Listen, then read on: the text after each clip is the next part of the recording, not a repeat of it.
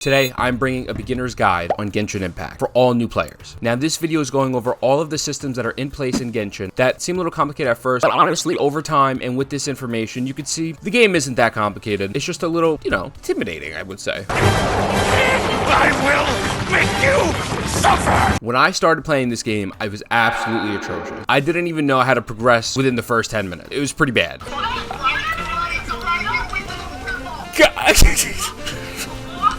But I'm hoping I can help people today not make that same mistake of not walking in a straight line. Also, in the description, there will be links to a few outside sources that I use every day when I play the game. So, enjoy the video. Let me know if you have any other questions or concerns in the comments below. Let's get right into it. Genshin Impact is an open world gacha game that includes both single player and multiplayer. However, for this video, we're mainly focusing on the single player aspect, so we're going to push the multiplayer to the side. The point of this video is to break down Genshin Impact and all its complex systems as simple as possible and give you the basics on how to be an efficient player. First piece of advice I want to give, have fun. There is no right or wrong way to play this video game. Use whatever characters you want, just enjoy it. Sometimes they get a little toxic. Now in Genshin, there is a party system that allows a maximum of 4 characters. The characters can be broken down into 2 subcategories, 4 stars and 5 stars. Pretty simple. 5 stars are more rare and more powerful, although there is some exceptions to this rule. Now, in order to level these characters, you need to have wide variety of materials. XP materials and Ascension materials. XP materials are universal, and all characters use them. There are 3 types of XP materials. Now, with these 3, this is how you actually level your character from 0 to 20, 20 to 40, so on and so forth. Ascension materials are different. Ascension materials are character specific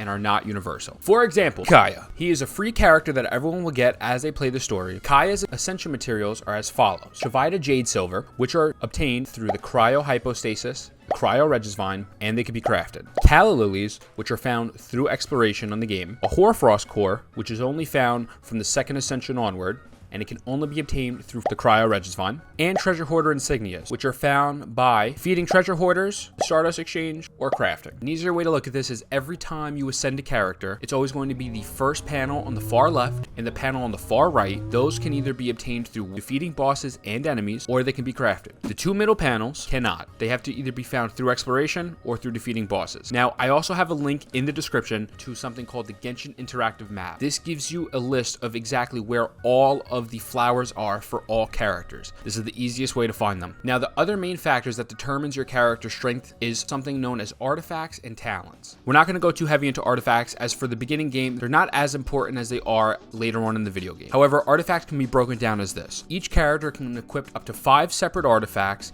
and each artifact provides 5 stat boosts. 1 main stat boost and 4 substats are shown on each individual piece. Now, what I would advise, don't spend your time and your resources on heavy artifact grinding before adventure rank 45. Once you hit adventure rank 45, that unlocks domains and higher levels for you to grind and get more reward. In the description, I linked another channel that explained to me how artifact grinding works and breaks it down tremendously. It helped me out on my journey as I didn't understand any of it. So artifacts, keep it in mind. Don't really stress these. These aren't as important for beginners. Talents. Talents are special abilities that each character possesses. Now, in order to level up talents, you need to complete certain domains for those rewards. Domains are only available on certain days of the week. For example, Kaya's domain is available on Wednesday, Saturday, and Sunday. Sidebar, all characters universally are available on Sunday. Make sure that if you want to farm for someone, do it on Sundays. If you go to the talent screen and click on talent reference, the game shows you what you should be focusing first per character. Now, obviously this can change depending on your playstyle, but normally these guides are pretty much on point and you should really follow them. Another great website that I use, Paimon.mo. This website shows exactly what days you can farm talent materials, weapon ascension materials. It pretty much has everything, and it's categorized perfectly. With over 50 characters being in the game,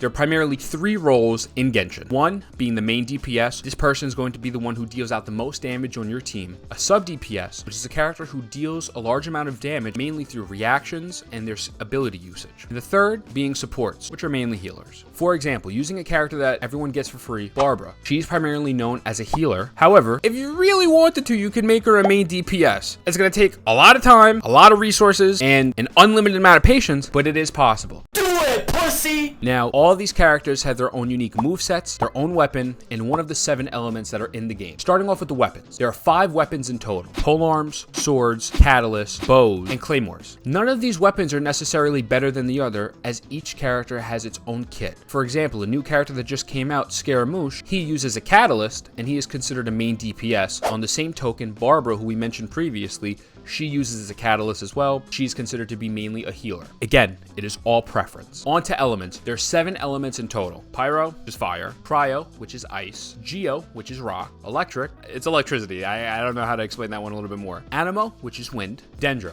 it's grass. As simple as possible, it's grass. And hydro, which is water. Elements can be combined to create reactions that do more damage. For example, if you combine Anemo with Pyro, you create a reaction called a swirl. The swirl enhances the Anemo damage as well as the element that it was combined with. In this example, it would be Pyro. On screen is a graphic that shows a majority of the reactions in the video game and exactly what element combines with which. I'd say pause the video to look over this because honestly, including these in your gameplay style will 100% benefit you. Also, these elements go against enemy shields. They all match up, so keep that in mind as well. Now, once you reach AR rank 12, you then unlock dailies. Every day, 4 missions come up on the map in the selected region, which will always start off on Mondstadt because that's the first region, and each daily gives you 10 Primo gems, AR experience, and Mora. After completing these 4 dailies, if you go back to the Adventurers Guild, you'll then get an additional 20 Primo gems and some extra rewards. Essentially, it's a free 60 Primos every single day, and honestly, it's worth doing. They take no more than 5 minutes. Another part of the daily routine is something called Resin. Resin can be found on the top right side of the map, which is the counter out of 160. So as we can tell, the max Resin per day is 160. And if you hover over your Resin, it shows you how much you replenish over time. Resin could be used on bosses, ley lines, and domains. For bosses, it's 40 Resin. Ley lines, it's normally 20 if there's not an event, and domains 40 as well. Now the trick here though is when you use domains, especially to farm either talent or artifact material, you can actually make something called condensed resin, which is 1 crystal fly, which can be found in this location. This is my main farming spot in Leeway, and 40 resin. This allows you to get double the rewards in these domains, and it makes your life a lot easier. To increase your resin cap over 160, you need a material called fragile resin. This allows you to go over 160 and enables you to farm for more materials for whatever you're looking for. Statues of the 7. When you first start this game, the first thing you see is this big ass statue. That is called a statue of the 7. There are multiple statues of the 7s in each region. So the main thing with these statues is to make sure you reach them with the traveler so you unlock a new element that you can try. Mondstadt was Anemo, Leeway is Geo, Inazuma is Electro, Sumeru is Dendro. Another main portion of these is that the more you upgrade them, the more rewards you can get. However, in order to upgrade these, you gotta find these little shits all across the map. Again, something to use the Genshin interactive map for. Whatever region you're in, type in the little shits that you gotta find, it'll pop them up everywhere. What I would recommend, primarily focus on Mondstadt and Leeway, the first 2 regions. Those regions allow you to max out your stamina, so that way you can do things such as run more, longer attacks, fly, swim. It makes life a lot easier with max stamina. Now the fun stuff. We get to Primo gems and wishing. Besides the 7 characters you get for free, the main way to obtain characters through wishing. Love of God! For the love of God! There are in total 4 banners at all times. 3 are considered event banners. 1 is known as the standard banner. The 3 event banners are as follows. 2 banners that provide 1 unique 5-star character along with the same 3-star characters per banner. And then they also have the weapon banner, which normally corresponds to the 2 5-star characters that are there. Don't waste any time, money, or resources on the weapon banner. It's a scam. Thank me later. These 3 event banners normally rotate out every 3 weeks. The 4th banner, which will always be there, is the standard banner. The loot from the standard banner is as follows. For the characters, it's Kaching, Mona, Chi-Chi, Diluc, Jean, Tainari. And for all 5-star weapons, those are listed below. The currency needed to roll on banners are something known as Primo gems. It is 160 Primo gems for 1 pull on a banner, or 1600 for a 10 pull. Every banner has something called a pity mechanic. Every roll equals 1 pity. Now, each banner has a maximum of 90 pity, meaning after 90 pulls, you are guaranteed 1 5-star weapon or character. Problem is, you're not guaranteed what you want. Life sucks,